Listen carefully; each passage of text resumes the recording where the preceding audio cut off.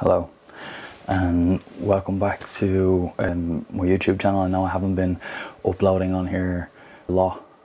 I'm always just trying to figure out what sort of content I want to put onto YouTube and how to focus my energy on that. It's really difficult. It is a difficult nut to crack, but this is the perfect video to go up on YouTube now, all about my new teeth. So as you can see, I have fangs now. So to talk about the journey from how we went from my before and my after, what my concerns were with my before and why I wanted to go down this process in the first place. So to start from the very beginning, I never really had good habits when it came to dental hygiene. I would often forget to brush my teeth, and that led to some issues when it came to my dental hygiene. My gums weren't in super great shape. I had a little bit of tartar build up on my bottom and a little tiny bit up on my top right, I think it was. So when the lovely folk at Redmond Dental started following me online, I started following them back, and we had a little bit of back and forth, and I told them that I'd absolutely love to do something together. And they told me that Keith was kind of a fan of my videos, and I said, well, let's do something crazy together. And I don't think he realised just how crazy I wanted to go. When most people go for something like veneers or composite bonding or anything like that, generally they just go for a nice, clean, sophisticated smile, but not me. So I send my before picture to Keith. He asked me for a photo of the biggest smile that I could possibly do. And anybody that knows me, anybody that's been to any events or has, you know, having their photo taken with me or anything like that, you'll know that I never smile with my teeth. It's always kind of more of a serious pose, more of a, or you might get a smirk, you might get a, but you'd never get a big teethy smile. So I send a big teethy smile to Keith because that's the whole point of it, isn't it? Send him a big teethy smile so I can point out what I don't like. So I had a gap in between, I don't know the proper names of the teeth, I think these are incisors, and then the one that's next to it, I had a small gap in between them, which I absolutely hated. My front two incisors had a little bit of staining on the very top. My teeth weren't white. They weren't anywhere near as white as I would want them to be. And then, yeah, obviously the issue with my gums and the tartar build-up. So I then sent Keith a reference photo of my ideal smile. I told him that I didn't want that Essex, Joey Essex, London look, kind of flat, chiseled down, big, super bright, white, fake smile. So I sent him a picture of Ollie Sykes from Bring Me the Horizon with his vampire fangs, and I said, this is what I want to achieve. He thought it was absolutely nuts, and he also explained to me the limitations with that. When you extend the teeth to that length, there's obviously risk of chipping them, breaking them. So anyways, we went to the consultation so we can have a look at my dental hygiene, because you can't just go in and whack a load of bonding on teeth. You need to make sure that they're compatible, that they're straight enough, that your gums are healthy enough. Like if you'd imagine your gums are your foundation, so you're not going to go build a nice lovely white house on crappy foundations. So bonding or any sort of cosmetic dental work is no different. You need to make sure that the gums are in a good enough condition to actually take the procedure. So I had to go away. I think from the consultation we came back about a week or so later, and we went in. So he took an x-ray of my mouth, made sure everything was all good, and then we went in and done a big deep clean. We removed all the tartar from the bottom, from this little gap, the little gap down the bottom there. My gum was receding because of the tartar. And if you don't clean up the tartar, essentially it eats away at the bone, which then will lead to the teeth just falling out because there's nothing for them to latch onto. So it's very important to make sure that your dental hygiene is up there and you're going to your dentist regularly for cleanings and checkups. Anyways, so we've done a big deep clean, removed all the tartar, removed everything. But then one thing that I had mentioned to Keith is that I wanted my smile to be symmetrical. And my smile wasn't symmetrical. So if you see now, when I smile, my lip runs across the top of my teeth pretty much universally across either side. That wasn't always the case.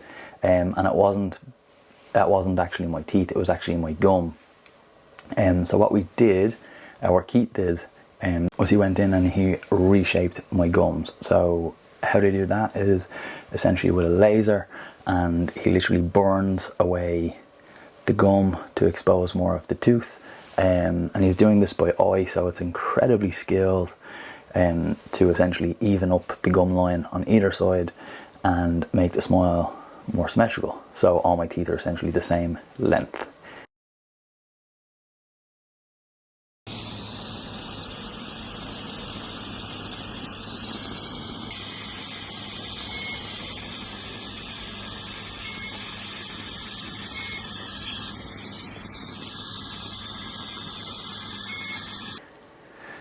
So there was no point in putting on lovely bonding if we weren't going to essentially make sure that the smile is symmetrical and all the teeth are the same length. So it just goes to show just how thorough Keith is with his practice and his craft, and he really does make sure that he's giving you the best possible outcome. And I mean, I cannot stop smiling at myself. Every reflection that I walk by, I'm just checking out my teeth in them. So it just goes to show you the impact that this can actually have. So after we lasered the gums, they took a mold, so I could get some whitening trays made. Again, there was no point in putting nice white bonding on if the rest of my teeth weren't up to the same colour as the bonding material. So I came back a week or so later to get my trays for the whitening. Got my whitening trays, went away, done my course of whitening for a couple of weeks, got my teeth up to a B1, I think it is, which is one shade lower than like the brightest that you can get.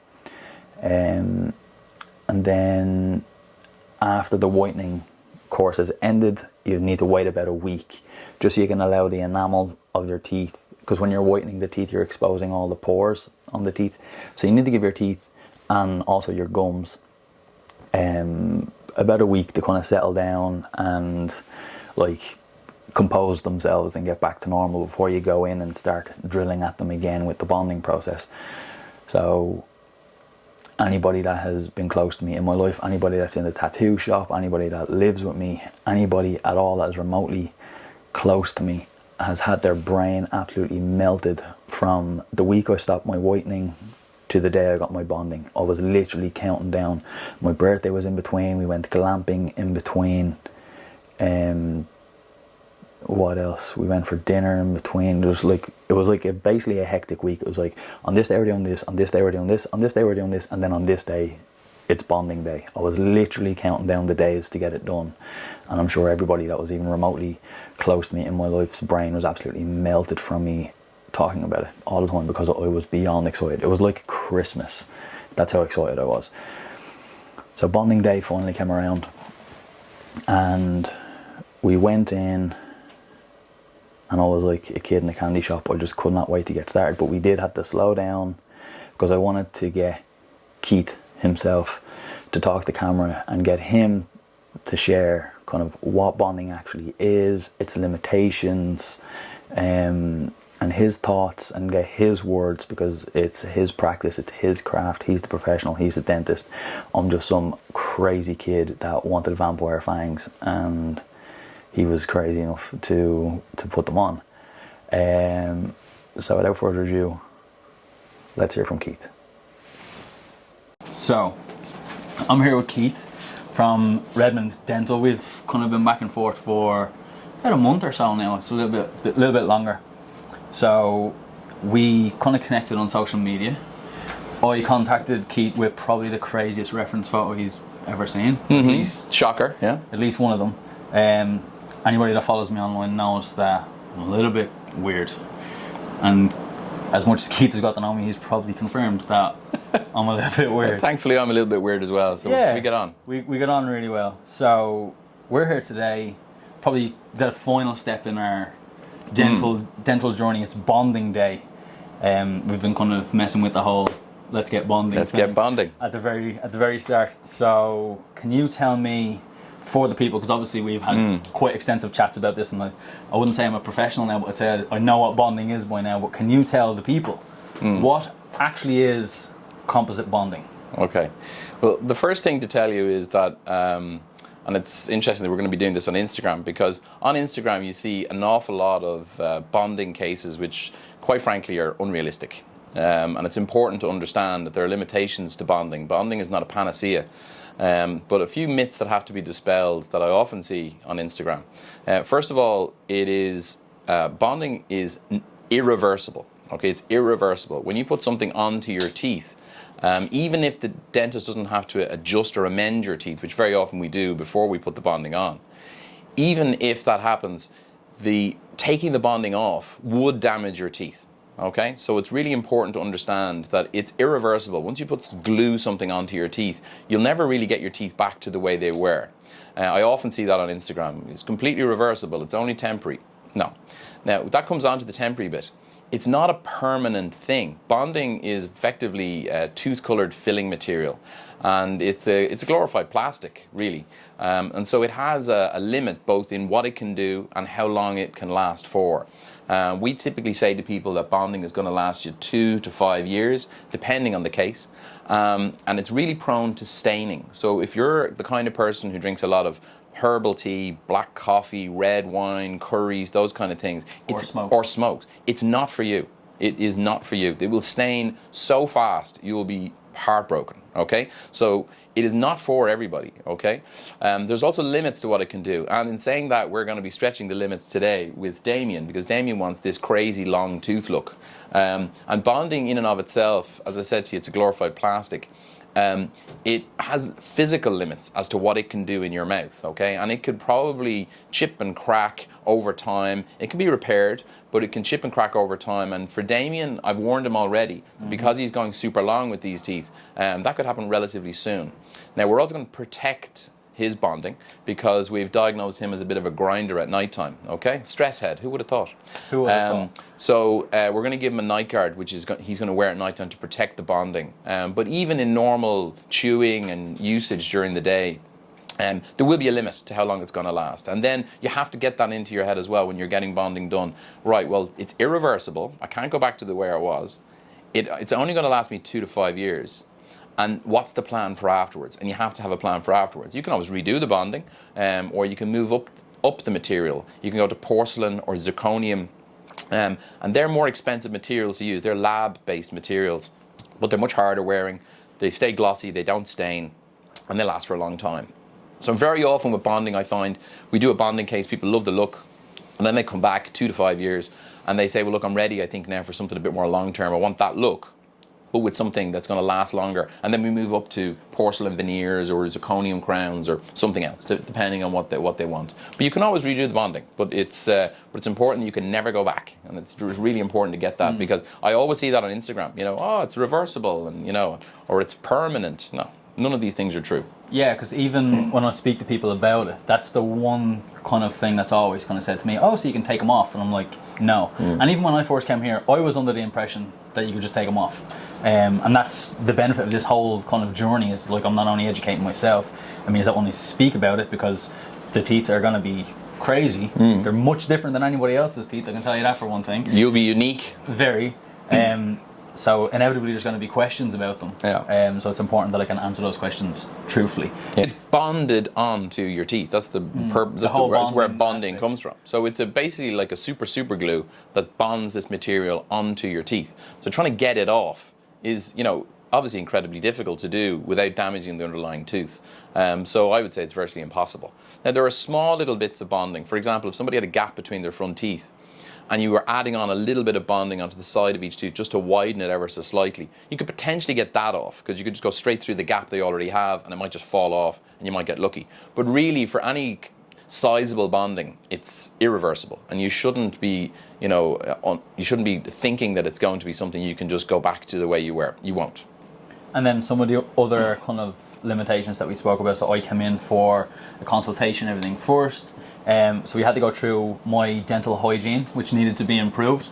We needed to make sure that my gums were in good enough condition. So can you talk about, say, some of those kind of limitations if someone might need, say, braces first, or if their teeth aren't actually compatible for bonding straight off? Well, that's really important, because not everybody is compatible for bonding, and their teeth might not be healthy enough. Their gums might not be healthy enough, their bite might not be conducive to bonding. There's a load of different reasons why bonding might not be for you.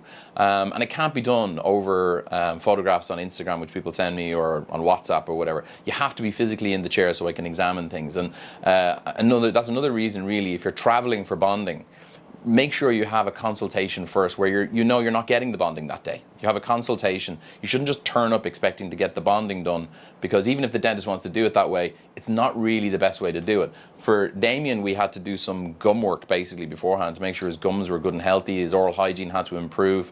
And for him, we also shaped his gum. We shaped it to make it look more symmetrical left and right. And the heights, we wanted to get the heights right and all that stuff. And that all has to be done weeks in advance. And then we also did a teeth whitening for him to prepare the rest of the teeth, the lower teeth, so they'd match and all that stuff. All of that stuff requires preparatory work weeks in advance. And that's the best way to do it. So, everybody wants an instant fix, but really, when you're doing any kind of dentistry, to be perfectly honest, you shouldn't expect to get this done like that. I mean, because if you get it done like that, it'll fall off like that. Yeah, so it's a process and a journey. And I think it's probably time to get in that chair and complete this journey, because I have been beyond excited for probably the last month or so. And then the closer it got, when I was doing my whitening trays, and then Keith told me to stop about a week before. The second I done my last day, I was like, okay, it's happening now. So if anybody out there has children at Christmas, this is basically what he's like here at the moment. Literally, yesterday was like Christmas Eve. I could barely even sleep, and I woke up at 6 a.m. this morning, even though my appointment was at 10:20. So, and yes, I am 31 years old, but Santa isn't real, Santa's right here. Santa is right here. And he has my teeth in his hand, which sounds bizarre. Oh, actually, that's an interesting thing to talk about. Bonding can be done two ways. You can do freehand, which for any kind of sculptors out there, you basically get the lump of material and you mold it and you shape it with your own hands and your eyes, and you just kind of mold it into shape. That's mostly the way bonding is done. But there's another way of doing it, which is what we're going to do for Damien today. And that is where we get some laboratory work done, where a technician will mock up what the teeth will look like and provide us effectively with like a little gum shield, which is the shape of the teeth. And we use this as a form, as a matrix really, to put the bonding material inside, and then we can put it onto Damien's teeth and it will form into that shape. This is called indirect bonding. And it's a little bit more involved, a little bit more expensive, but it's I think the result is better, especially if you're doing 6 teeth across the front, and especially if you want crazy stuff that like he does, where we're changing lengths and shapes and all sorts of things. So there's a couple of ways of doing bonding as well. Will we do our thing? Get cracking. Let's get bonding. Let's get bonding. Man, I'm so excited. I'm beyond excited.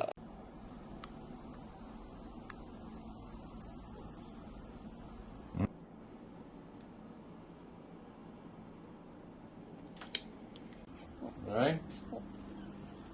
Have a look. Oh my god, they're amazing. Wow. You're a crazy man. Oh, they're insane. Them understanding what I was trying to achieve and what I was after, and then also just that level of care and, you know, that level of kind of, as I said, they're like a big family, and I felt that I was just embraced and accepted and brought into their little inner circle, if that makes sense. So building a relationship with your dentist is just as important as a relationship with your barber or your tailor or your tattoo artist or whoever it may be. So I hope that answers everything. And as I said, if you have any questions, shoot them in the comment below, or shoot me or Keith a DM. Again, here's his handle on the screen. And I'm going to make it my business to make more of these YouTube videos, and maybe even vlog style, now that I'm not so self-conscious about my teeth. And yeah, now that I'm like in the tattoo shop almost every day, there's always something kind of exciting going on every day. So I'll catch you here. Make sure you hit that subscribe button, make sure you hit the like button. I know all those like cheesy things that YouTubers say, but I kind of have to get into that habit. But yeah, please subscribe. There'll be more of these sort of videos where I'm like improving myself, be it my teeth, my eyes, my hair, experimenting with my fashion, my job, vlog style kind of stuff. There's lots and lots and lots going on over the next while. So make sure you subscribe, make sure you hit like, make sure you go give Keith a follow, and if you have any dental questions at all, shoot him or myself a DM. I'll help you in any way that I can. Obviously I'm not a dentist, but if you have any questions about like my personal experience, or the cost or anything like that, you can shoot me a DM. Or if you want to shoot Keith a DM, he can obviously tell you about the different costs and, you know, what they offer as a dental practice, and you can just send him a photo and he can tell you what's possible and what's not. So yeah, thanks for watching, and I'll catch you on Instagram or TikTok or on here very soon.